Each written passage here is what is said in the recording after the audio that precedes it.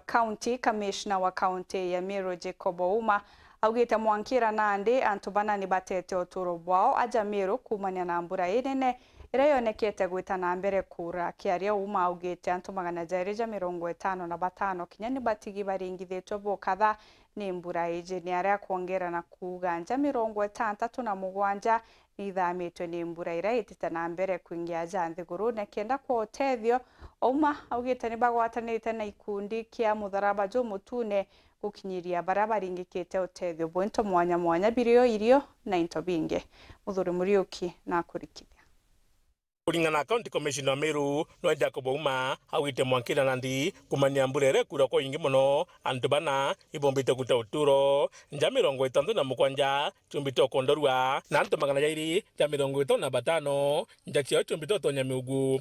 As I speak to you today, our county has had 4 fatalities.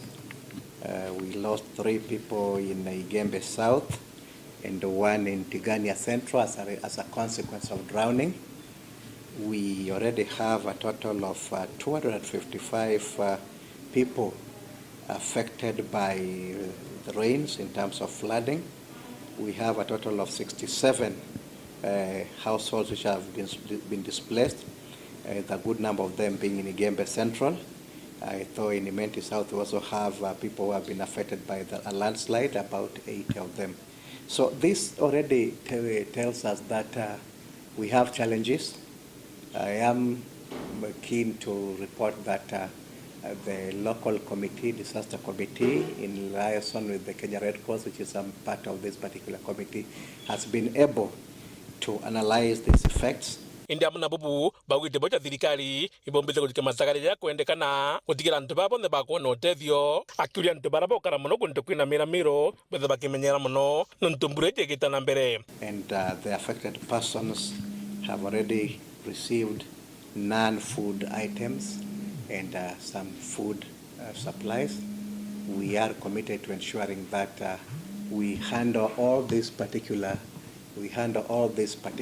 cases on a need basis, but we also want to caution people living along the low-lying ends of the rivers that the meteorological department is very clear that we should expect more rains.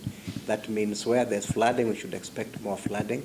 So people should move to higher areas. I call upon the national government administrative officers and the security committees in all the counties to make sure that where people are in low-lying areas which can be affected by flooding, they should be advised to move before these floods affect them.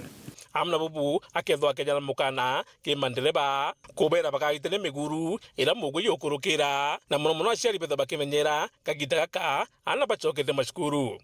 We also want to caution people against drivers and people against crossing swollen rivers or even roads.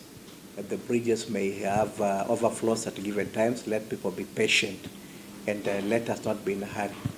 And this comes handy because next week it will be all systems go, children going back to school, their parents escorting them and taking them back to school. We want our drivers to be cautious. We don't want drivers driving vehicles through swollen rivers. We don't want drivers driving recklessly because the roads are also equally slippery. Let us all take caution and precaution to avoid unnecessary deaths or injuries as a result of this. Muthuri Muriuki, World TV, Mutino Jokangangi.